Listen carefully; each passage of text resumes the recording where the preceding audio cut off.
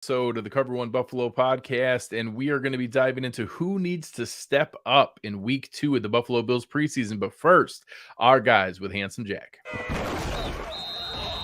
Broadcasting live to Bills Mafia worldwide with Greg Tompsett and Aaron Quinn.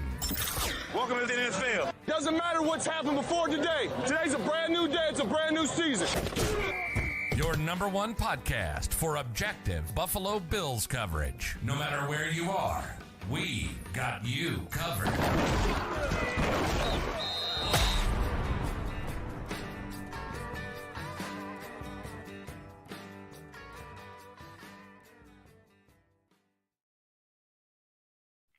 Good evening and welcome to the Cover One Buffalo podcast. You are joining your host, Greg Tompsett, along with the triumphant return of my partner in crime, Aaron Quinn. Aaron, did you have to battle any Sasquatch to get out of the wilderness of Maine? Didn't even see an animal. I saw some deer poop on the trails in the woods, but mostly spent some time on the ocean. It was good. I was, talking to my wife a lot during it. It's a tough time to go away and take a 2-week vacation because there's so much going on usually this time of year, right? And training camp and all that. But it's also is a good reset here before we ramp up. We were just talking here before the show, all the ramp up we're doing here for the season. And we really don't take a break.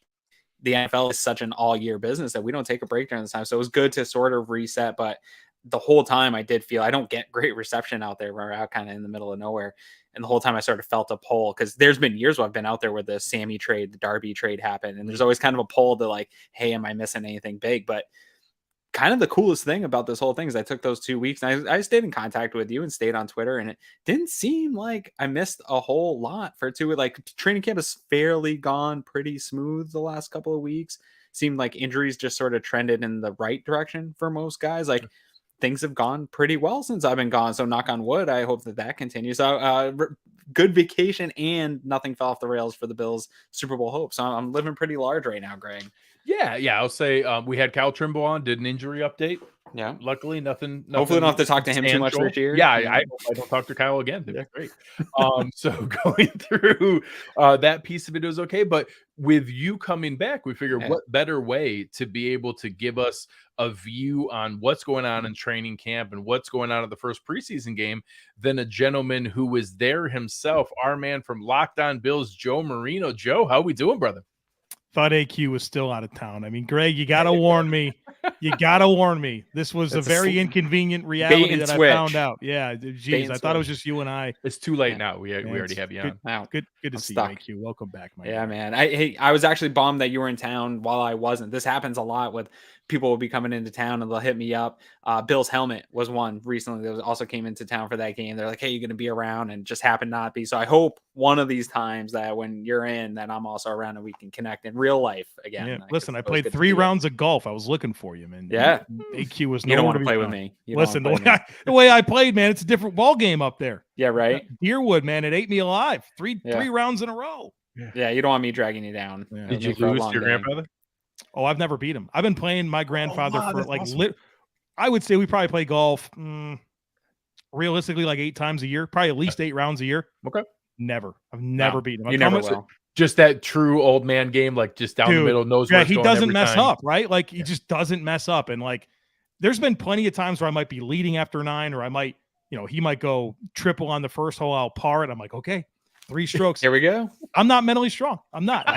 I'm not. That's my biggest problem. I collapse. Yeah, he knows where the next like 15 shots are going. Right. And has no concern whatsoever. I just put, you'll like this because I just put the big old man grips on all my irons, the big jumbo, sticky old guy grips. And one of the guys I was golfing with was like, why'd you go with that? And I was like, dude, old guys know exactly what they're doing with golf. Like golf is an old man sport still to this day. So watch what the old guys do and try to emulate that because they've got it figured out. Good advice.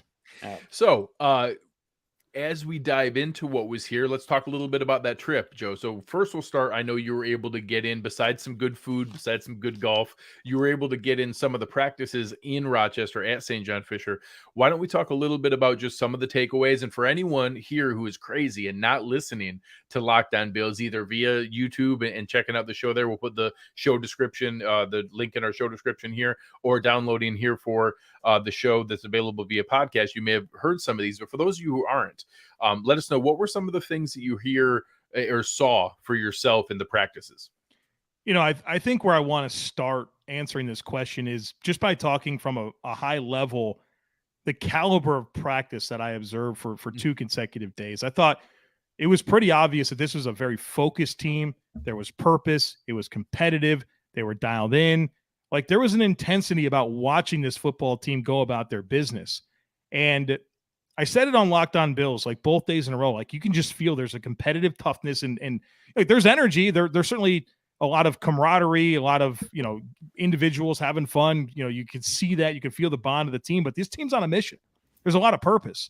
And then watching that in the game, the Colts game, just seeing how they rose to the occasion, like they're going up against starters, but that Bills second team defense didn't care. I mean, they were getting after people. They were being physical, and I loved that. And I thought it was a good embodiment. Like, what you saw from a competitive toughness perspective against Indy in that game was exactly what I watched for 2 days in practice. And so, that was one of my big takeaways, like just a very well-oiled machine and just a lot of purpose behind everything that they did. And spending the week in Charlotte the week before, going to Panthers camp, contrasting the two night and day.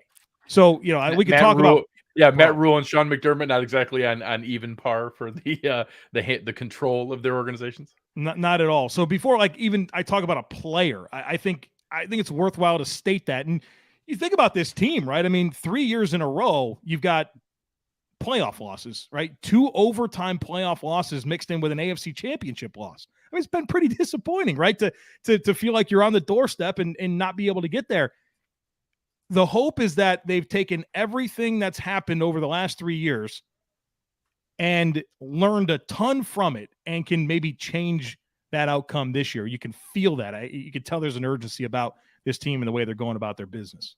I love the way you talk about that, because for years, I think you've seen it, the battle of when Sean McDermott came in and Brandon Beane came in, and they talked about culture and process and all these things. I think people didn't really totally grasp it early on. I think they thought they wanted church choir guys and stuff like that. They wanted nice guys, when really what they were going to get. And I posted a video today of Jaquan Johnson in the game, and I think you're speaking to it today, that throughout their depth, they've talked about the DNA of players and fitting into the culture. And all these guys are dogs, like straight, like you look at this defensive back room and like everyone's willing to get in there and get dirty. And I think for the last 4 or 5 years, you've been getting in these guys that fit that culture, fit that process, fit that DNA. And now you have a roster loaded with multiple drafts of these types of players in this makeup. And I think that it just automatically sort of creates that environment when you have all these types of guys that no matter what unit you're putting in, they're coming in and they're playing as hard as they can, because that's the kind of guys you're bringing in. So people mocked that idea of the culture and process, but now you're seeing the culmination of it here years later. Yeah, and there's a standard. There's a clear standard, and it's player driven. And you've heard key players on the team, guys like Jordan Poyer, Micah Hyde, Josh Allen, all off the top of my head, comment on just trusting that they're going to bring in the right types of people to come in and follow suit, right? Those guys set that standard. And, this has been year after year after year of setting the standard and getting the right mix of guys. And I think you just kind of look at this group and feel like there's no questions about the focus, the purpose, the competitiveness, and just guys being wired the right way, to steal a McDermott term, to go out there and play to a standard that is now the expectation in Buffalo. Yeah, no, you even hear Kaiir Elam saying the 111th. You hear even guys like, whether it's Jaquan Johnson or anyone who didn't catch the press conference with David Quessenberry, like just guys who aren't in prominent roles. They don't have the same gravitas that a Von Miller or a Josh Allen or a Stephon Diggs has when they speak, but everyone understands that, Jaquan Johnson was talking about how he was getting the younger guys in position and he sounded exactly like you would expect Jordan Poyer to sound when he's going through there. And there wasn't any they didn't skip one beat in going through there. No, I'm getting my guys ready. They knew they could look to me if they needed any calls. I was able to adjust everything, had everything under control. And this is a guy who hasn't been able to get on the field for the Bills. And that just when you're building that, that's what it does. Now, David Quessenberry talking about all the things that it takes of bringing in different guys to mix the room and the balance of young versus the wisdom of older guys. And that's, again, a guy who I don't, of course, he's working incredibly hard to try to earn a spot, but he knows that it's very possible his role is a utility man, as the sixth guy to come in there. And he's still speaking in the sense of a leadership role with a calm and a presence of what we do. Those things to me are as much of the culture and the kind of fit as anything else. Is that we don't make exceptions. We don't have, we need a couple leaders at the top so that we can have a bunch of knuckleheads down here. Is that no, we want everyone in chipping in. And when you have that, you get that flywheel effect of everybody chipping in and everybody contributing and trying to help support each other. And that's when it becomes very real. So it's a shame that Sean McDermott's such a jerk to be around. Nobody wants to work for him. It's tough deal. So before we move on to the game, or you could mix it with some of your takeaways from the game, what are some players who did stand out to you, Joe? Well, first of all, I just had to look up the word gravitas. So thanks for teaching me a new word there. Every day, learn something. My goodness. Didn't think I was going That's to why he's like a Wordle dictionary.com champion here today. I don't think anyone's a Wordle champion except for Greg. That's not even five. Wait, I had to retire eventually. They couldn't. I never champion. Like, how do you become a Wordle champion? You just I had to retire. I never missed once. I went for 100. Wow. They forced him off the app. They first ballot Hall of Famer, Greg freaking Tompsett. Who knew? Pat Moran's struggling right now on Wordle. You know, I'm on there. I'm on Twitter early in the morning, so I get to see this stuff. Out of all the things I respect Pat for, it is the transparency of his struggles. How many things he struggles with, and he is perfectly comfortable sharing with the entire world. It's fantastic. Yeah. Pat versus food. I mean, is there a better rivalry on Twitter? I mean, it's unbelievable. Is it a rivalry though? It's like when the Bills and the Patriots. Right. It's not. Yeah. Pat's over here catching strays. He knows he's a friend of the show. He's well aware. He's well aware. Unreal. Yeah, we're all friends. So I would say it to his face. I've never met him, but I've been on the show. Great dude. What did you ask, Greg? What are we talking about? I've been talking. You brought me on here. I've talked about golf and Pat Moran and ice cream. I mean, you want to talk about the Bills? What was the question? So as we go through, whether it was guys who stood out from attended camp or transitioning into your takeaways from the game, who were some of the players that stood out for you, whether positive or negative, and maybe save some of them for who needs to step up as we go into game 2? Yeah, I think Khalil Shakir definitely stands out. The Bills mixed up their wide receiver grouping so much. What's up, Joe Miller? Hey, that's Joe Miller. Yeah, I'm not used to the live stuff. You guys are crazy here with all the comments and stuff popping on the screen. I'm gonna have to just dial in here. Khalil Shakir, man, a lot of different groupings. You see him playing inside and outside, and you saw him getting a lot of run as a punt returner in practice, and that's something that's cool for me because I've kind of been talking about that as a role for him. And you know, the other guys fielding punts are like Duke Johnson and James Cook sometimes was back there. Like, I don't know. It feels like Khalil Shakir has a really clear path. And I know that there's been some injuries with some of the other candidates, but what he showed in practice, it showed up in the games, what we've been hearing, what I watched at Boise State. You get excited about this guy as like that fourth receiver that might not be asked to do a ton this year, but is going to be staged well for that opportunity when it comes, kind of like what we've seen now from Gabriel Davis. Like you could see Khalil Shakir now being the Gabe Davis for this offense. And then maybe eventually he's the, in line for the number 3 job or something along those lines. We'll see what happens with Gabe. So he's a player that definitely stood out to me in practice. I was dialed in on these corners. I wanted to know what's going on with Kaiir, Elam, and Christian Benford. So my eyes were there a ton. And I thought they played better in the game than they did in practice. And the reason why I think is because they got a chance to be a little bit more physical, play up on the line of scrimmage, and it wasn't as much off man and being reactive. And they're running kind of just a lot of vanilla cover 3 in practice. And Josh knows that the deep end to Gabe Davis, Benford's worried about getting beat deep. They're on time and kind of hit a lot of those deep ends. And I was wondering, like, hey, are you so concerned with getting beat deep that you're not kind of playing more tight and being willing to drive forward, and you're so concerned about your landmarks that you're not willing to adjust? Then you watch him in the game, and a lot of really good physical reps where he's able to play up a little bit. And I thought that allowed him to be more confident when he was playing off. And so those guys, the competitiveness was obvious, but I loved how the best parts of what they showed in practice showed up in the game. So, I could go all over the place. I could talk Ariza, but I think just those players Khalil Shakir and those two young corners, that's really where my eyes were a lot. And I was really pleased with how everything blended together from the practice to the game field.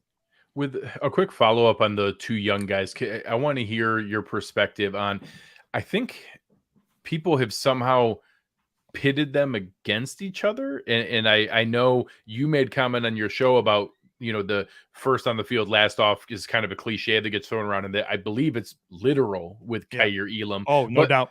But that from what I understand, I think Christian Benford's right along his side oftentimes, and that I think the two of them, you could see it in their post-game press conference. They don't see it as like competing against each other. Like seem very supportive of each other, very much, hey, we're in this together. Let's see what we can do.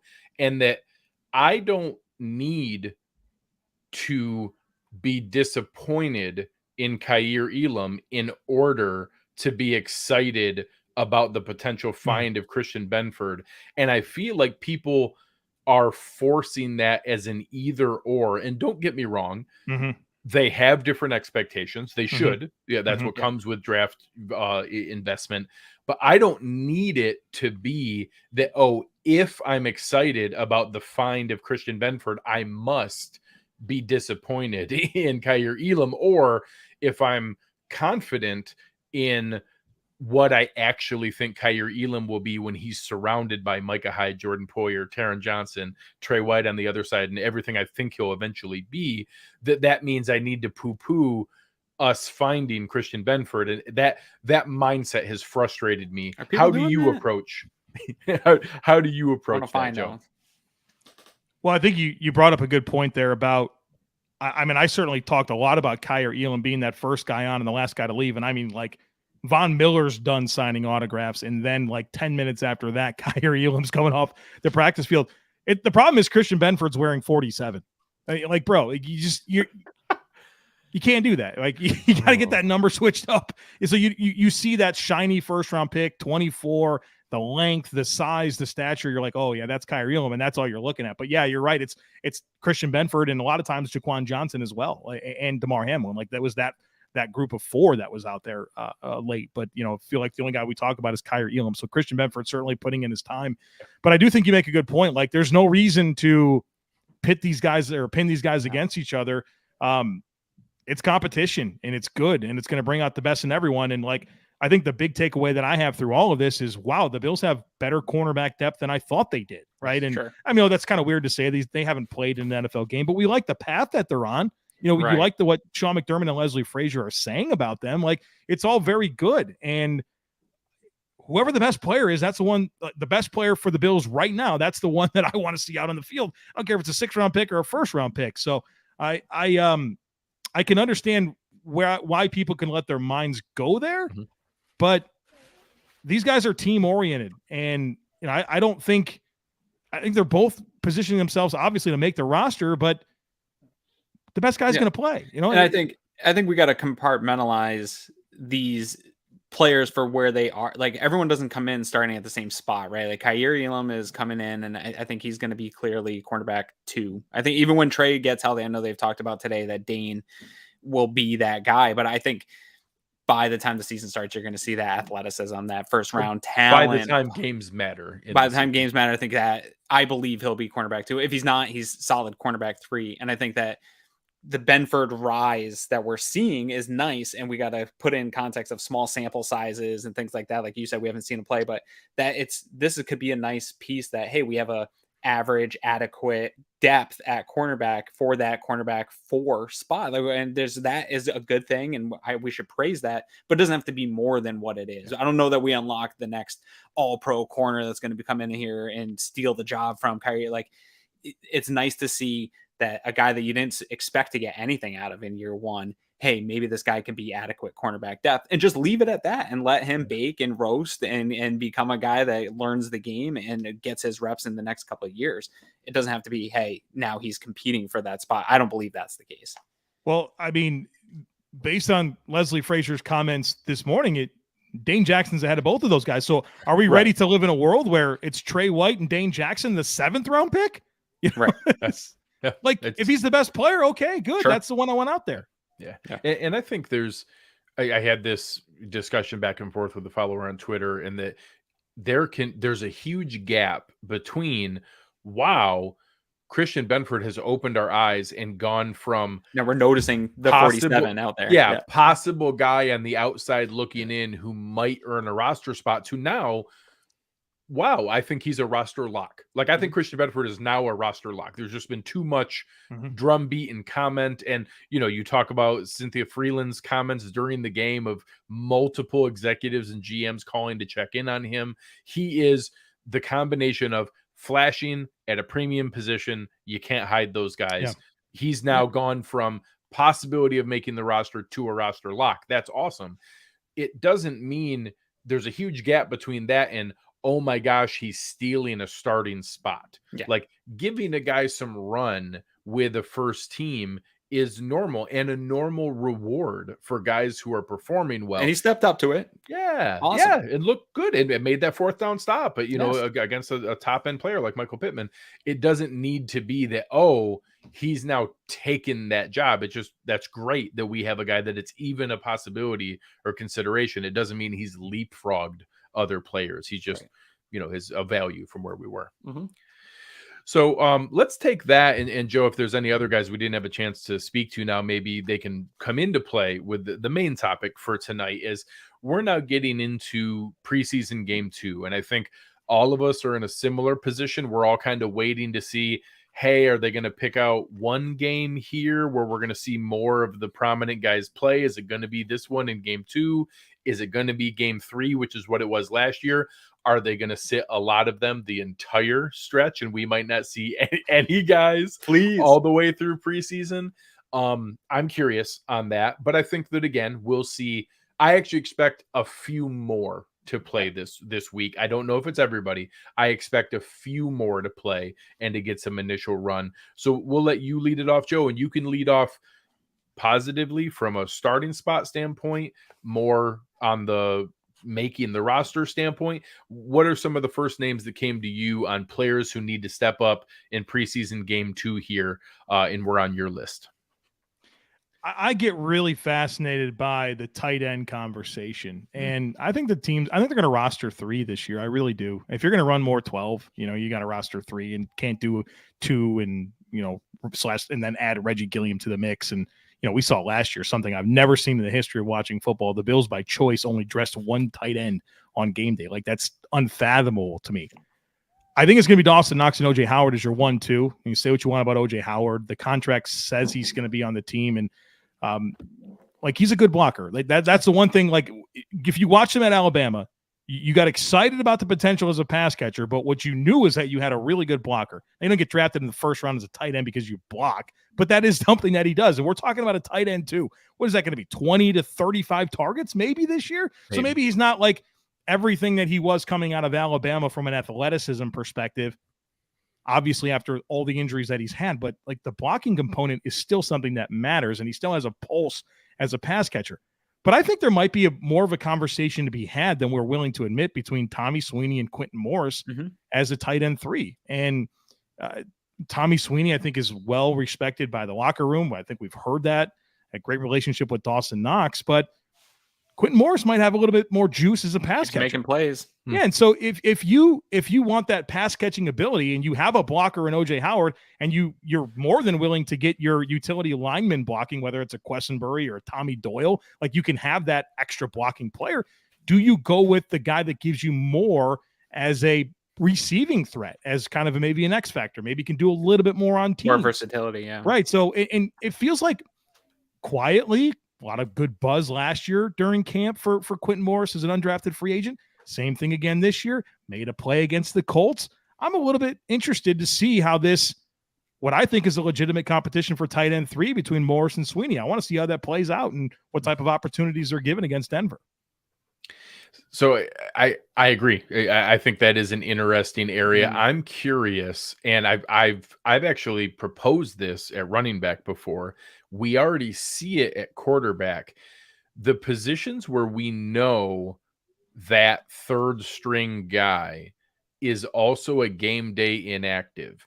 In the new NFL structure, short of simple market value, is there a risk in having it be tight end 3 from the practice squad? If it's going to be game day inactive anyways, because in the moment when you have it game day, it's going to be Knox, Howard, and Gilliam. And then if something happens, you need that third guy because you're running too much 12. You can't go back to where it was only Knox and Gilliam, because Gilliam can do H-back stuff and can do move tight end stuff. He's not an inline hand in the dirt, like, testing the defense because they're in 12.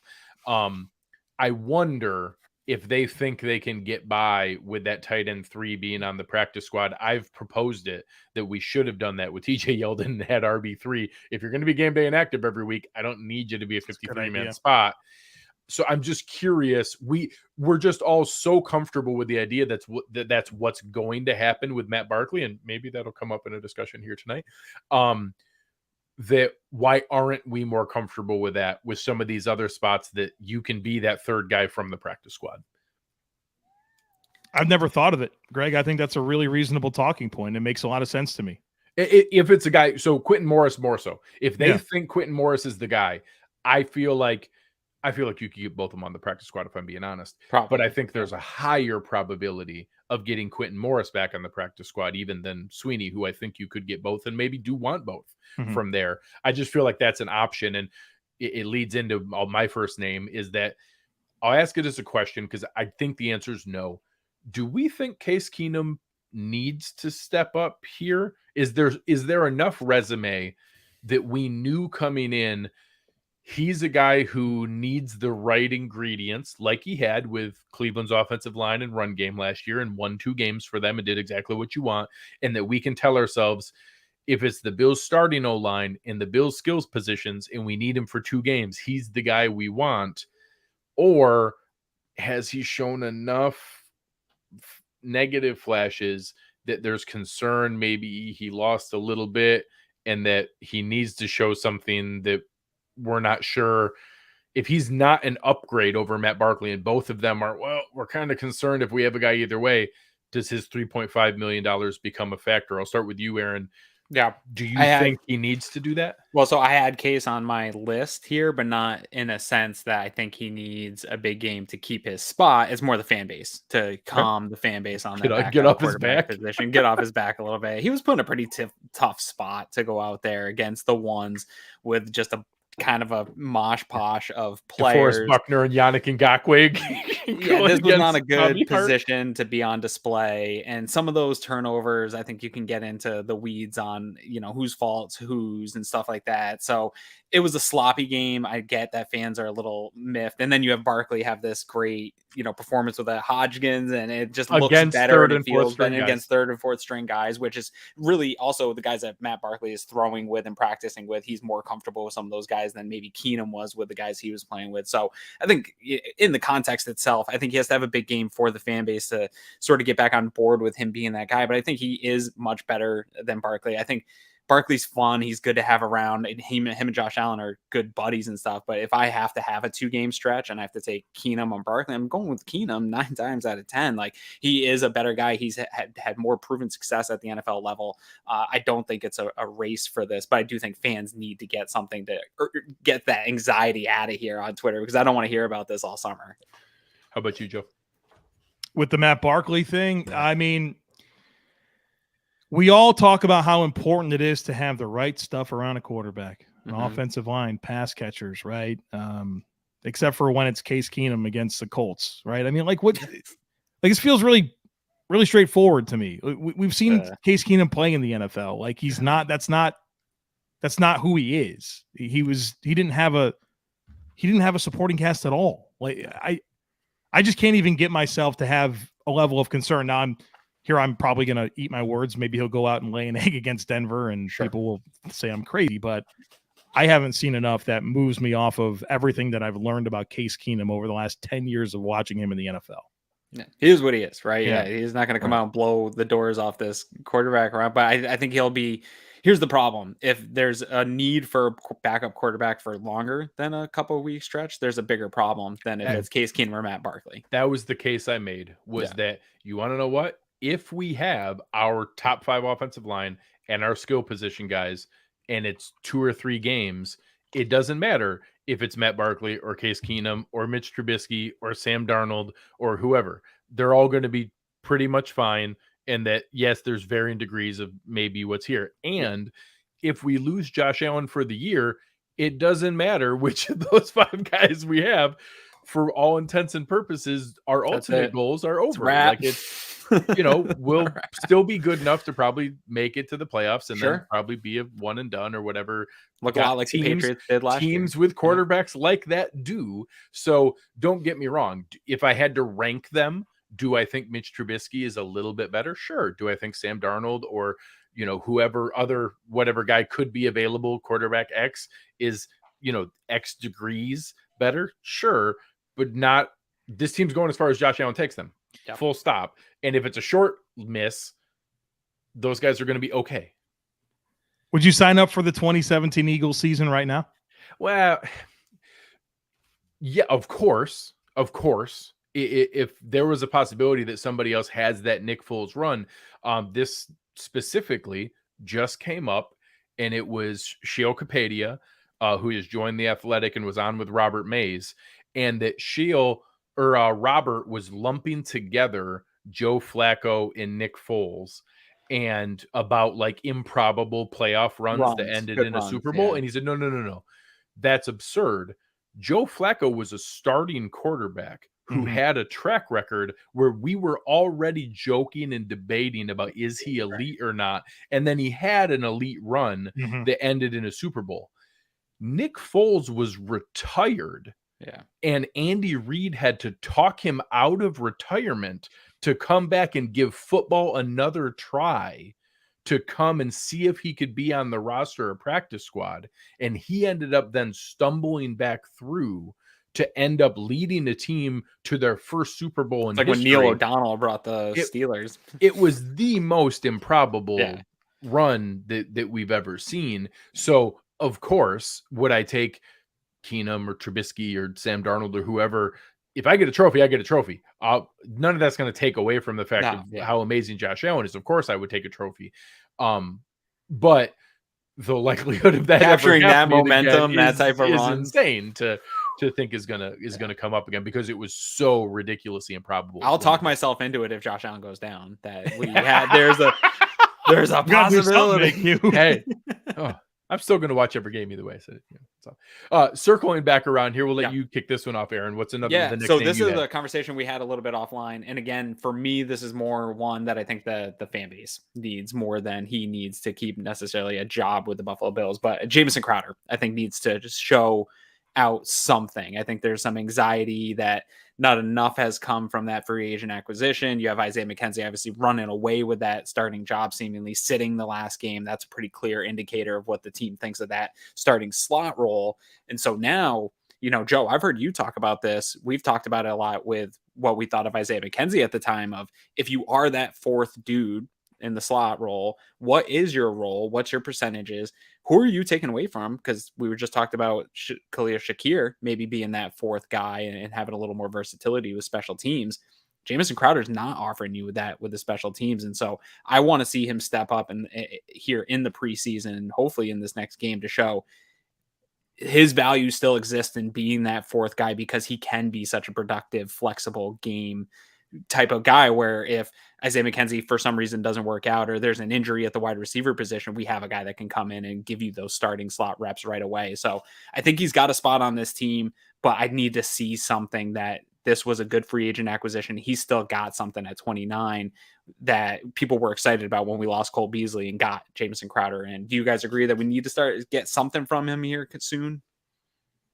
I'll let you go, Joe. Well, I do think that we need to see him. I respect the resume that is Jamison Crowder. I've said repeatedly that he comes to the Bills younger and more productive than Cole Beasley was when he came to the Bills, and somehow he signed like a 1 year, $2 million deal, and Cole got 4 years, 29. I mean, I don't get that at all. I don't understand that at all. But we haven't seen Jamison Crowder play for the Bills. We haven't seen Jamison Crowder play for the Bills past the most recent stretch of injuries that he's had. Right? There's a lot to lean into when it comes to his resume, but there's a lot of unknowns about what he's like for this team. And, you try to build a team and make sure that you're getting value out of your players and in the roster. But like, if he's your backup slot receiver, I think you can get more out of rostering an Isaiah Hodgins. You know, I just, maybe you can get more out of rostering a Tavon Austin. You know, I think it gets really, really complicated, especially if the Bills keep 6 receivers and Jamison Crowder's not your starting slot. So I feel really uneasy about the whole thing. I really do. Again, I respect what he's done in the league, but I think it's quite telling the contract that he signed for, right? Like, a lot of times you can learn a lot about the intentions of a team and what the player and what the market was like for them. He signed for like 1 year, $2 million. That's an indicator, right? Yeah. It is. It does show something in the market that we need to be at least tempered in our expectations. And I was certainly part of the crowd that saw him as a defined, for sure starter. Same. And McKenzie as the backup. And obviously been quite wrong on that. That is certainly going to be the other way around. At minimum, the other way around. One thing I will lean back to, and I went back to double check myself to make sure my memory wasn't off. Last year, and I'm scrolling through, I'm through most of the season here in the Buffalo Bills PR media or Twitter account, looking at every game day inactive list last year. Every week, we had a wide receiver inactive. Mm-hmm. So the game day versatility is, of course, it's a factor. Of course, there's things that you can do, and we're already talking about, you know, hey, maybe using James Cook at kick return and Khalil Shakira's punt return just makes it easy to have 2 guys who are roster locks already to be game day actives, and now, you know, it's just one easier piece not to have to worry about. But because of that, I don't need the game day inactive receiver to be moldable, maybe future something Marquez Stevenson. I'm perfectly fine if it's 29-year-old receiver Jamison Crowder, who's caught 50 balls in 7 of the last 8 years, and we don't have the Buccaneers situation from last year that Tom Brady ended up losing both Mike Evans and Chris Godwin, and their entire season went to crap, and they just didn't have any alternatives. I would love if that's the situation. I'd much rather that than what we've done with TJ Yeldon and Matt Breida the last couple of years, where it was, hey, a guy who's game day inactive, and even if he's there, I'm not even sure what he's contributing or what that really does from a actual contribution standpoint. I feel like if something happened to Isaiah McKenzie, do we lose some of the explosion of versatility? Yeah, but do we have a functional professional slot receiver who can find soft spots and leverage in the zone to be able to be open on 3rd and 4? Yes, I feel like we would have that. And is that the absolute best utilization of a roster spot for long-term development? Maybe not, but I've had this argument over and over again with people. Until I have a trophy, all I care about is the best roster for 2022. I'm not trading away 1st-round picks. I'm not saying development doesn't matter. Until I have a trophy, I am not cutting anyone who is better in 2022 for some guy who might be something someday. When we start stacking up trophies, fine. I'll sacrifice and start building up for, hey, maybe this will work out better in the future. Right now, I want the 53 best football players in 2022. And Jamison Crowder is one of those. We want more than 53. Can I ask a follow-up here? And Greg, you think the Bills are going to roster 6 receivers? Are you willing to live with that? So a guy who hasn't come up yet, who is going to, I think, is going to force a discussion of that 52nd, 53rd spot of whether it's a 6th linebacker, an 11th DB, a 9th or 10th offensive lineman, or a 7th wide receiver. I think there's a chance in similar to the Christian Benford discussion. Do we get to a point where Isaiah Hodgins simply becomes too difficult to hope you can hide, but we also don't want to give up what we have from a Crowder standpoint? I think that becomes a discussion where I think we would see them try to stash Tommy Sweeney on practice squad and keep 2 tight ends, Balin Spector and keep 5 linebackers, Greg Van Roten and keep 8 offensive linemen. I think there's a couple spots where they may go that route and have Crowder and Hodgins as 7 wide receivers before they got to another spot. And I'll talk about one other guy to step up here in a moment. Matter of fact, I'll introduce it now. So Jake Kumerow is one of mine because I have a slight difference in my mind of the nuance and technique involved in replacing a gunner that people call for Taiwan Jones versus how much or how easy it is to coach up just being part of the coverage unit that, whether it's Spector, whether it's Benford, whoever it might be, that Kumerow's not a gunner. He's not one of those key spots. He's just a contributor on the coverage units, and he is a contributor. But as we see Spector and Benford and others start to flash a little bit, does that become a trade-off where, hey, we're not quite ready to put all our eggs in the basket of Saran Neal and Christian Benford as the gunners, and we're going to give up Taiwan Jones yet? But yeah, you could probably play all 4 phases and we could now move on from Kumerow, because I have said repeatedly, Jake Kumerow is not competing with Isaiah Hodgins and Khalil Shakur and Isaiah McKenzie in that group. That's not who he's competing with. He's competing with Joe Giles Harris and Nick McLeod and Balin Spector and Christian Benford, because his path to the roster is on a coverage unit for special teams. So he's competing with those guys, not as a wide receiver spot, in the same sense that Taiwan Jones isn't competing with Duke Johnson. Mm-hmm. So mix in there. I'll go to you first, Joe. What are your thoughts on whether the flashes we've seen from Spector and Benford mean they can't afford to do 7 receivers and it could then be Hodgins instead of Crowder? Or do you think we could go that direction? Or do we think it could be 6, but because of Spector and Benford, it's 6 and Kumerow's the one out of the mix? Greg, I like listening to you talk Bills because I learn things and my thoughts are often challenged. And so I like what you're saying about being more mindful about practice squad clearing waivers and being able to call guys up, maybe if it sets off the numbers that you would expect. And so I think there's a lot of merit to what you're saying about tight ends, and like, all due respect to Tommy Sweeney and Quentin Morris. Tommy Harris, by the way. Fun. What was he, like so 19 fun. years old when he got drafted? So fun. My mind's crazy. You just feel better about them clearing waivers and being able to call them up. And if you don't, okay. I mean, Nate Becker's out there. Like, there's always those guys, right? Yeah.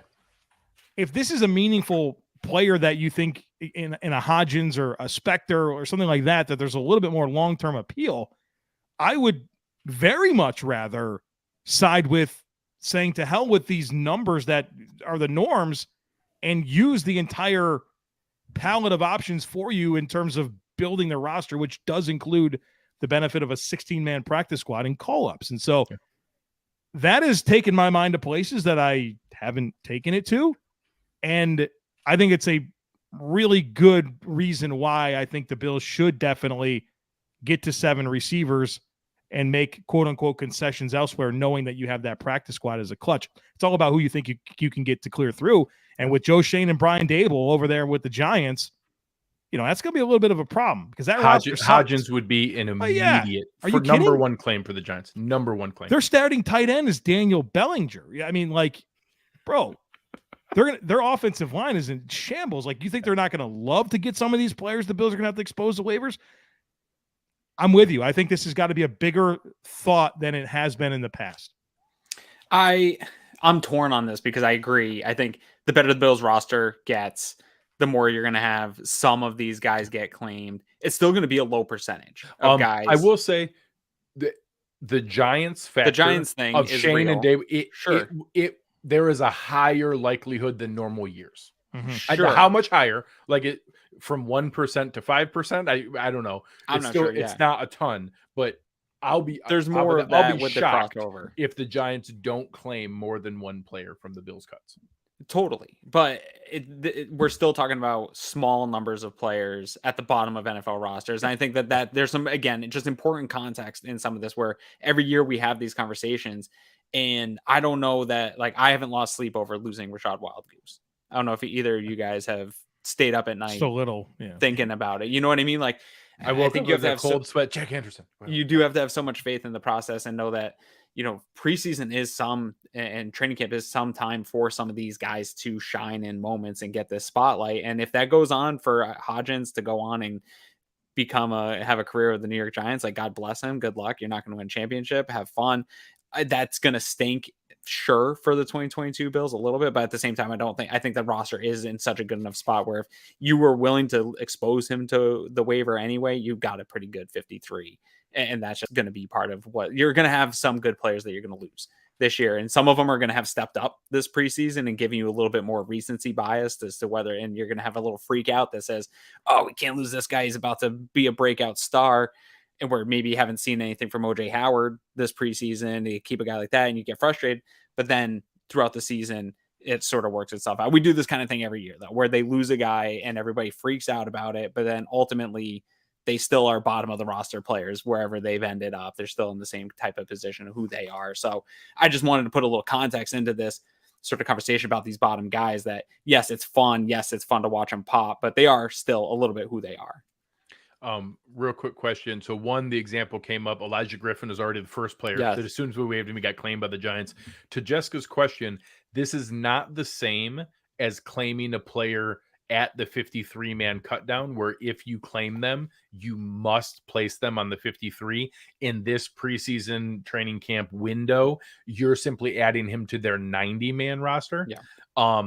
And with that, he's now in the same boat as just any of the other 90-man guys trying to make the 53. They're not obligated to keep him. Whereas if you do it at the cutdown day, you are obligated to keep them for week 1 and guarantee their salary. I got a player I want to bring up and ask you guys if they have to have a big game here this next week with what we saw from the defensive line and some of the depth at the defensive line position. Shaq Lawson. Does Shaq Lawson have to have a big game here coming up? So I'll start Joe? this one. Or you go. Okay, I'm answering whether Joe wants to or not. Yeah. So we're going through this, and there's a couple guys. So he's in this group, but I think he's on the right side of the line. Yeah. That I think the Bills are in an interesting spot where veterans don't want to be on practice squads. Like vested veterans they want to do their own thing and then just get a call from their agent when it's time to go sign somewhere.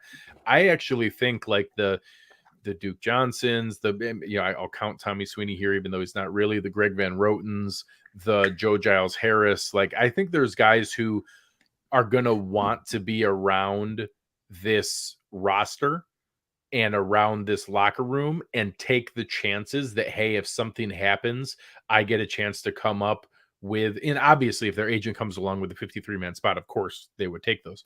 But beyond that, beyond just going down to Miami or LA to work out on their own or whatever, rich young athletes do. I think that they will hang around in this locker room more than normal. And that when you have, Mike Love came up around here in the comments. I think it's not crazy that Shaq could be on that list in the same way that Joe brought up Jamison Crowder's contract. Everybody else who was on those other lists got real money. Shaq got less than Jamison Crowder. Shaq got literally the vested veteran benefit where they could give him a little extra cash, but he is literally a veteran minimum contract and counts the minimum. I think he's trending towards 53-man roster, game day and active 5th defensive end, and they go 8 active defensive linemen, and that he's hanging out with Mike Love and Eli Ankow on game day, who are on the practice squad as the 9th and 10th or 10th and 11th defensive linemen, and that he's going to be in a sweatsuit as well, but they want him in the locker room and they want him there. So I have him just barely on the right side of it, but I do think Basham and Epinesa flashed enough that he's now trending to game day and active.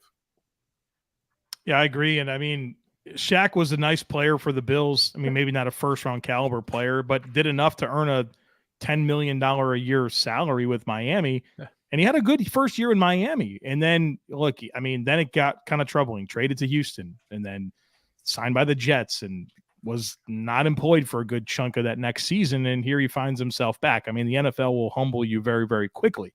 And so I think the league, and I say this a lot, the league has told us what they think of Shaq Lawson, right?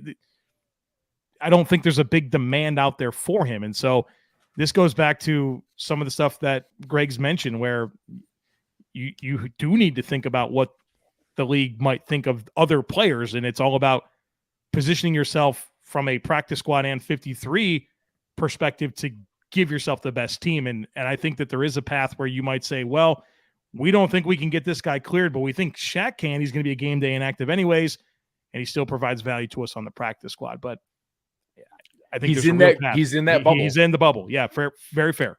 It is absolutely feasible that so all the names I threw out of, is it going to be Balen Spector? Is it going to be Christian Benford? Is it going to be Jamison Crowder? Is it going to be Greg Ben Roten? Is it going to be Zach Moss or whoever? No one is really mentioning that it could be Shaq Lawson. And even though I don't think it will be, he should be in that discussion. In the conversation. Sure. Yes. Greg, as a contract guy, this is something I've mentioned a few times. I'm curious if you think there's any merit to it. When you cut a player, like if you cut Balen Spector, the 4-year rookie contract is gone. Like, there's got to be some level of incentive to know that you can retain that player for that low salary for an extended period of time. Like, do you think that's a relevant talking point when you consider like contrasting that to a Shaq Lawson, where he's just going to come back for a minimum deal anyways? So some of these young guys aren't going to break the bank. It's not ideal. Yeah. It's not ideal because you did give each of them some level of a signing bonus. There is actually a dead cap hit to cut them, but I'll reference one that's on our team. We did it with Dane Jackson. Yeah. Like, we cut Dane Jackson. We gave up the 4-year contract that was signed, but because of the way the NFL is structured, we still retain his exclusive free agent rights. Because from a team control standpoint, a rookie 4-year contract and an undrafted free agent are identical. It's just different mechanisms of a 4-year contract versus a 2-year exclusive rights free agent and then restricted free agent. And you still have 4 years of team control until you become a vested veteran. So you could have the one downside is the Ryan Bates effect, is you get to that 4th year, and in the 4th year, instead of it being a manageable number, you have to tender them as a restricted free agent, and then you could have to match a deal. Understood. So that is the one downside, but you actually still maintain the same level of control because we're doing it with Dane Jackson right now. Yeah. I'm happy to do that with late round picks. That's the conversation we have to have, that they've been so good that there's a tender deal. I'm happy to do that. Yeah. And, just to give an example, because I didn't know the number off the top of my head, and that's something that could come up again. A guy like Christian Benford, Luke Tenuta, Balen Spector, you'd be talking about Tenuta would be $152,000 dead cap hit, Balen Spector $100,000 dead cap hit. So when you have these late day 3 picks where we're talking about, well, it's going to be tough for them to make the roster, and they would rather have them because we know it's harder for UDFAs because the agents know it's hard to make the Bills roster. There actually is a cost. So drafting them, signing the rookie deal, and giving them a signing bonus, even if it's only $100,000 or $150,000, that's still some money that it costs us to be able to then get rid of them if they don't make the roster. And Tenuta is a perfect example where I think you called him a turnstile on the show, if I remember, that just seeing him, he was pivoting and moving very quickly as he watched guys constantly beat him around the edge. For Case Keenum's sake, I at least hope they give David Questenberry some run this weekend, to have 2 functional tackles out there to play some games. Tough. Well, I got you 2 guys here because, again, I'm playing catch up a little bit here, coming back from vacation. We've been talking about Balen Spector quite a bit here, and I sort of clumped a list of linebackers and of continuing to need big games. I'm a little torn on this Balen Spector thing, and this time of year, the pump the brakes in me really comes out. This time of year, we get a good preseason game, and people get on these guys, and they start telling me all kinds of wild and crazy things about how we're now able to move on from Tremaine Edmonds. And I heard that Edmonds could learn from Spector and his ability to stack and shed. I heard and people go crazy. Am I the crazy one for saying we got to really pull it back and pump the brakes, and that there's 30 something Balen Spectors out there in the NFL that are getting other fan bases all over? I'm sorry, I'm never gonna get that out of my head. Balen Spector. It's the same. Bale Inspector. Inspector and Bale Inspector. Like that's never going to leave my brain now. That's really good. So War Code Red here. Congratulations. Bale. I need like a bail bond shirt now. For Bale 26 shirts. Now get on it. Instead of Bale Inspector. That's never. The time's hot for a Bale Inspector shirt. So Right. Balon Spectre. Yep. Anyways, I think there's guys like this across the league right now in all 32 camps, where it's just a guy that is maybe playing above where you thought he would be. He brings it in camp. He gives you all the things that fans like, whether it's a fullback or a tight end. In our case, it's a linebacker. But ultimately, these guys are going to be guys that have limited action on the team or special teams role, right? Like, am I crazy for saying, well, let's pump the brakes on like I'm on the Christian Benford, like let's watch that and monitor that. But this Balon Spectre one to me has pumped the brakes written all over it. I think that's fair. Tremaine Edmonds is such a polarizing player for this fan base. I did 35 minutes on it. I don't know. Anybody wants to talk Tremaine Edmonds, I just go back. I think it was pull back that here. Yeah, like the link. There it is. Just like there. I don't know. I can't say any more than this. Yeah. Inspector played well. Like, good for him. Yes. But I think you made a great point there, AQ, where there's a Balon Inspector on every team, right? Like this. Maybe he will make the team, and Andre Smith's suspension opens that door for sure. And he was a fun, athletic player at Clemson. There's redeeming qualities here. I like him. But I think kind of the forgotten man of this linebacker room is Tyrell Dodson, right? Yeah. He's been around, and who's the first guy in for Tremaine Edmonds if he goes down? It might be Tyrell Dodson. I mean, Terrell Barnard, I think, is more of a space player, more of a Milano player, more of an overhang. You know, I think that Tyrell Dodson is a little bit out of sight, out of mind, because he's whatever general soreness Sean McDermott will tell us he has. It's kind of kept him out lately, but let's not forget about him, who's been around for a long time. To step up here in the next. I'd like to see him play. Yeah. I would. I do. I want to see Tyrell play and get more of a feel for him, because right now I'm somewhat assuming that he's the linebacker 3-4 for this team, but I'd like to feel a little bit better about that. And these preseason games are valuable for a guy like him. Yeah. I think that it's possible that Tyrell Dodson is both the first guy in for Tremaine Edmonds, but also linebacker 4. And I think that there's a chance that in 3 linebacker sets, Terrell Bernard could be slightly pulling ahead in that battle, but that it doesn't also mean he would be, I think he'd be the first guy in if something happened to Milano. But if something happened to Edmonds, it still could be Dodson, and that Dodson is battling, in theory, Joe Giles Harris. I don't think Joe Giles Harris has a likely path here, and Balon Spectre, because I think the more that he flashes while Terrell Dodson is on the bench, you know, whatever recovery he's going through, it's not the same as Isaiah McKenzie and Jamison Crowder, but the theory of, if he keeps flashing and looking good and has the longer contract and has the greater investment, at some point he could build just enough of a lead that now you can't really overcome it. And every team has a Terrell Dodson and a Joe Giles Harris and a Balon Spectre and a bunch of like hair on fire, super active linebackers. Just like that, you know, we'll get to Raheem Blackshear in a moment. Every team has the fun UDFA guy at linebacker and running back. They're just those positions. And the NFL tells us that there's a supply and demand, you know, issue for the player, that there's so many of those guys available. The difference in that fringe backup special teams linebacker world, you can get most of them through. And I actually am going to go through it, because I made the comment earlier. I'm going to go through all the roster claims last year, the 53-man cut down. I'm genuinely curious if a single linebacker was claimed.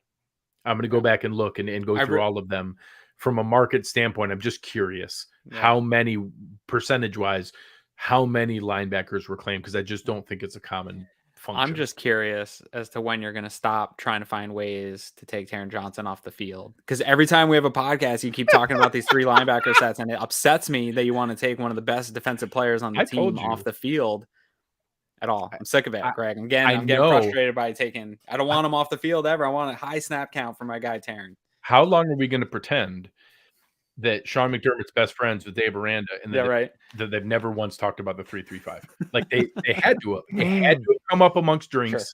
Sure. It had to have come up at some point, and that at some point it's going to be Daquan Jones coming off the field and Terrell Bernard coming in, and it's I going to just keep going back to Frazier Frazier. 55, where we have these linebackers that are good at blitzing, and all three of them are pretty good at blitzing, and we can still send 4, but you have no idea which 4 are coming, and it's Von Miller over here and Gregory Rousseau and Ed Oliver right over your center's face, and both linebackers mugged up right next to him, and you don't know who's coming, but somebody else is dropping back in coverage. But now it's Terrell Bernard and Tremaine Edmonds and Matt Milano floating out there with Taron Johnson and our beautiful nickel behind them.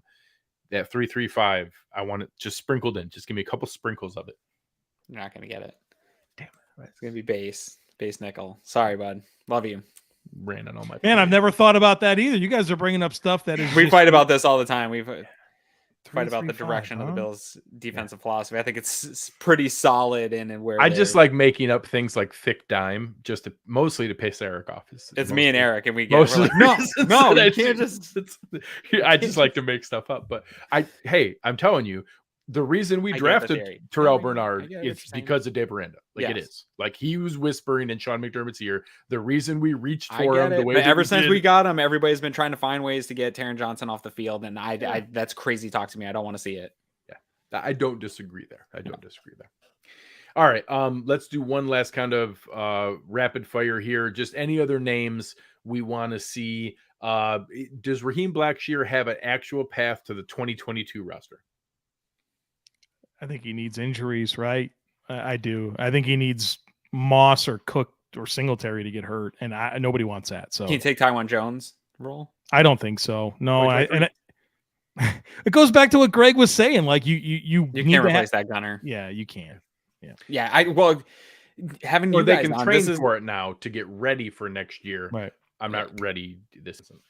how much is Taiwan Jones making this roster? 100%. He's got to be right. He's sat. He's making So our friends over at the Air Raid Hour, we had this debate because there was some question about that. And my point to Steve Mathis, who's one of the hosts in the Air Raid Hour, those guys do a great job, was there are plenty of guys who may not be completely safe and that are not locks that are on this roster that are going there. There's no chance a man that carries himself the way Sean McDermott does is sitting down across the table from another grown man and telling him, hey, I know we sat you down and didn't give you a chance to play in those games, but you just didn't show us enough and we're going to cut you. There is no possibility that that's going to happen. So everyone who sat that last week does not mean we won't see them in a subsequent game, does not mean they are absolutely roster locks. But any player who is healthy and doesn't play in the games, there's no possibility that Sean McDermott is telling that man, you didn't show We're not me going to give enough, you a chance. Yeah. and you didn't get a chance to prove yourself. And If I'm you were a cutting bubble you. guy, if we're considering cutting you, we're giving you a chance. They're going to play. He is going to give them every Or we're going to possibility cut you. to go out swinging. We're going to cut you now. Or like because you're a Markel veteran Lee. and we Yes. respect you, and we're Yeah. going to let you go find And somewhere. that may be coming from Matt Hawk, anyone Sure. like that. There are some early ones for the courtesy of where that is. But I don't think Taiwan Jones is an absolute, I think people can't even talk about it lock. But if he doesn't play in any of the preseason games, he is. It shocks me that we're this many years into this regime and people still sleep on the fact of how much Sean McDermott and Brandon Beane value those special teams roles and how much they value leadership and the leadership council and the things that people say about guys. If you are listening to the clips about how people talk about people, I think you can get a real firm grip of who matters to the locker room of this team, and that those people should be weighted a little bit heavier when we're having these conversations, because that locker room being tight knit and having that leadership council always has mattered to Sean McDermott. And we just go through this every year and people say, well, no, it doesn't matter anymore. We got this leader and that leader. He always prioritizes having The leadership player- throughout.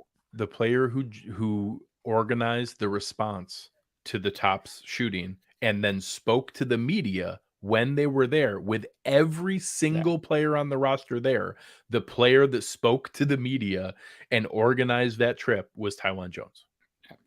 Yep. Listen to the way Matt Smiley talks about Taiwan Jones. Listen to the way anybody talks about him. Like, I think this is a situation where the Bills didn't bring Taiwan Jones back for a 12th season as a special teams only running back for him to just find his way through camp and get cut. Yeah. Like, there's a purpose for this player. And And he's still really good at what he does. Yeah, He really is. They have Until good we see coverage, him, yeah. we need to see him lose that step. And Yeah. this might be the last run. And This might be one of the if- best gunner. if- You get Neal and Jones. This might be Special. one of the top units in the league. Well, here's an interesting statistic. You know who in the NFL had the lowest average yards per return against their punts last year? Matt Hawk. It's Matt Hawk. 5.4, like almost a full yard better than the number 2 player. You know, and Matt Hawk's not a good punter. He had the lowest hang time in the league last year. Neal contract right there. Yeah. No, Right, that's dude, honestly his coverage. It's not because Matt Hawks is a great punter. It's because friggin' Saron Neal and Tywan Jones are amazing at gunners, and field position matters. Dave Taub, who is, I think thought of as one of the best, if not the best special teams coordinators in the league. There's a picture of him putting 3 players in front of Saran Neal trying to stop him from getting downfield. I mean, that's not some nobody. And this comes up all the time. People, I think, use it as a jab at McDermott, but if you go back and talk about the best coaches in NFL history, Bill Belichick, Bill Parcells, so like those guys, Harbaugh, like some of these, Marv Levy, Harbaugh, like they prioritize and emphasize the value of special teams and how much of a net positive advantage you get, especially against poor teams who are forcing developmental players that they have to keep because of their future at other positions who are not actually any good at special teams, and force them to play it because they can't afford to give up the developmental. You see Jordan Poyer playing special team snaps for the Buffalo Bills. Yeah, kickoff team. Jordan Poyer, all pro Poe. Unbelievable. Yeah. And here's the thing, Greg, we come on for the post-game show every single day, every single game, and we talk about how thin the margins in the NFL are and how it's 6 or 7 plays almost every single game. You can break it down to under 10 plays that it becomes the difference. And a lot of times for years, the thorn in our side has been on special teams. That is the difference in a game or not. So if you've got the unit, so that, again, I think when you're looking at this lineup and you're looking at this roster and trying to put it together, the value of consistent, good veteran special teams, I think, is a priority in this locker room. Hey, AQ, you mentioned 6 or 7 games at the side, most NFL games. Or plays, yeah. For the playoff game against the Patriots, was it the 7 consecutive touchdown? What? Yes. Every touchdown decided. Those 7 plays, it just happened to be 7 touchdowns. Was that it? Oh, okay. Yes. Yeah. All of them. Oh, all right. Before we wrap up here, and Joe, you'd be in big trouble from your friends at Locked On if you were going 100 an hour and 7 minutes. But this is not okay, guys. Independent. Lose. Yeah, we don't have 32 minutes. Yeah, we got to be done. Yeah. Any other names that have been thrown out there that we haven't gotten on yet tonight? I had some note. I mentioned Raheem Blackshear. I agree. I don't think there's a realistic shot there. Nick McLeod, maybe, with how Hamlin and Johnson look. The Benford piece has really stolen his thunder. I thought early on he had a shot at it here, and it seems like Benford just kind of swiped that out from under. And then Hamlin and Johnson seem pretty solid in that second safety tier. They haven't done anything to lose traction for their jobs. And Johnson had a nice game. Yeah. Cam Lewis. Yeah, same thing. Guy that flashed, and so if we talk about prepare yourself to be disappointed the day after the 53-man cutdown, those are names that we saw McLeod get claimed last year. Cam Lewis, I absolutely could see getting claimed. Yeah, but how many times has Cam Lewis gotten? He's been like 5 or 6 back to the Bills. Yeah, there's a lot of Cam Lewis out there in the world. Those are the kind of players I for sure would see with the Giants. Sure, the guys look at who their helped depth sign chart. Totally. I can see that. So those are the kind of guys that not this year's rookies, because this year's rookies don't actually have a lot of tie to Dable or Shane because they left well prior to that. But the guys who were on the right, so Josh Thomas, Nick McLeod, Quentin Morris. Quentin Morris is a sneaky possibility. Guys who were around, being developed, being signed, being coached by Dable and Shane. Those are the names that float around a little bit in that, keep your Rolodex. And they're looking to turn around that culture and that build there as well. Yep. So, Joe, let us know. Let the people know, anyone who's crazy enough not to be watching you, listening to Draft first News, listen every day, Locked On Bills, your first listener, your first watch every single day. Where can they find you? Locked On Bills, man. That's the daily podcast on the team. We keep it going every day. Wherever you get your podcast, free and available on all platforms, just like this incredible podcast. On Twitter at the Joe Marino, obviously the draftnetwork.com, the book, Go Bills. When do you have a print date? Oh, brother. I may have held it in my hand for the first time yesterday. Nice. Congratulations, man. So it's shipping. If you pre-ordered it, it's going to ship probably early next week, and you'll have it by the end of the month. Nice. So get the pre-orders in BuffaloBillsBook.com. If not, you got to wait till October 11th, which is the release date. Getting close to Christmas. Yeah. So wait until October. I have multiple orders on there. Bro, multiple orders on there. Man, you're talking about an experience, man. Holding that thing for the first time. I bet that's cool. Man, it was awesome. so cool. I can't wait for everyone to get it. Like it's been written for so long. And I live in a world where I do a podcast, I publish it. I write an article, I publish it. Everything's I wrote a book and I got to wait like 5 months. Like, welcome to the old world. Oh my God. I'm not a fan, but I'm really proud of it, and check it out. BuffaloBillsBook.com. Awesome. So thank you as always, Joe. Appreciate it. And anybody who doesn't listen, you're crazy. Make sure you're checking it out. One of my favorite listens all the time. All the time. Thanks, guys. Looking forward to it. All right. Appreciate you, Joe. We'll talk soon. All right, man. Any final thoughts for the people here before we wrap up? No, man, I'm happy to be back. I really, I've got a bit of a nervous energy. I think I told you of how smooth things have gone to this point, right? Like we wrapped up that chaotic end of the season. Since that chaotic, terrible end of the season, it has been nothing but great praise. Every day when I'm looking at Buffalo Bills clips on YouTube, it's just every national syndicate show absolutely just gushing over Josh Allen and Sean McDermott and the Bills. It's a weird world to me. It's like 2 years ago or something, a switch flipped and we ended up in this alternate universe where everybody loves the Buffalo Bills, and it makes me nervous still. I'm still a fan at the end of the day. And the whole time I was on vacation, I was nervous that what is going to be the thing that just piles down on me somewhere. So I'm just hoping that the next 20 something days continues to go on this nice smooth path where guys heal up from injury. We start to see some of these bottom of the roster conversations that we talked about sort of shake out a little bit more.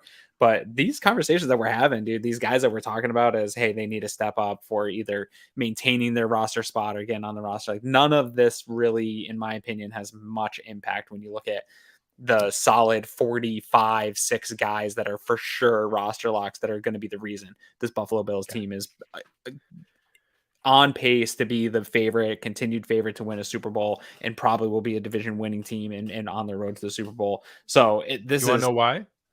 There are 60 players in that room that you can slice and dice in any combination of 53. That's still the best roster in the NFL. Best roster in football. Yeah. And so it's still a new world that I'm getting into, and it feels weird. So let's get through these next 20 something days, because I just don't want anything to happen. I want it to stay smooth like it's been going. And the excitement's just piling up. So make sure that you're following everybody here at Cover One. Make sure you're following the podcast, because I'm starting to get real excited. I had a guy over working on my house, and he was like, "Oh, you're going to do your show tonight, talk about, but what are you going to talk about?" I'm like, that they're going to win a Super Bowl. Like, I could talk to anybody right now in the world about the Buffalo Bills with the excitement that's just gushing out of me. So let's make it through these next 20 days and then get this thing started, because it just feels too good. It feels too good to be true. And I just want it to be here. I can't wait. I'm so excited. We're going to go to the game together here this weekend, taking our families, letting our kids go play at Kids Day. I'm going to a game with my family for the first time. So my parents, my sister, my nephews, my brother-in-law, we're all going together, going to hang out with you and your son, hopefully, and go have a nice time at the game and enjoy it. And then it's really going to get serious after that. That's when it's really going to start nailing in, and we're going to start getting preview guests lined up for the upcoming games. We're going to get ready for this real dive. And the crazy part is the Buffalo Bills are kicking off the NFL season in the kickoff game against the Rams. So we're going to get to see it a little bit before everyone else gets their debut. So I can't wait. I mentioned some of the other shows. We have so much good content going on. We've got Roundup on Monday nights, followed by the Air Raid Hour. Then on Tuesday, we've got the guys at Going Deep, followed by the Film Room. We've got Disguise coverage leading into us on Wednesdays. We're about to launch a new fantasy show coming up that'll start as we get into the season. We're going to have all kinds of other specials going on. Lots of good content all over the place. A lot of fun and exciting things. Maybe even a way to come and hang out and watch games games with us to be able to go through things, a lot of different ideas that we're kicking around to be able to go and have a good time. So, And some of the Muffin Man's asking about Uncle Jumbo's, and soon we will be back at Uncle Jumbo's. Yes, very exciting. On Friday night, September 2nd, we are doing another meetup and a live show there where Tim Graham is going to be coming back to hang out, have some drinks with everybody. We're going to talk Bills leading into the season and do a live show right there from the guys at Uncle Jumbo. So really looking forward to that. That's going to be a ton of fun. But so much good stuff going on there. Appreciate it. But the chat, again, you guys were awesome tonight. Tons of people rocking with us all night long. This has been a ton of fun. But on behalf of Aaron Quinn, I am Greg Tompsett. You've been listening to Cover One Buffalo, and we are out.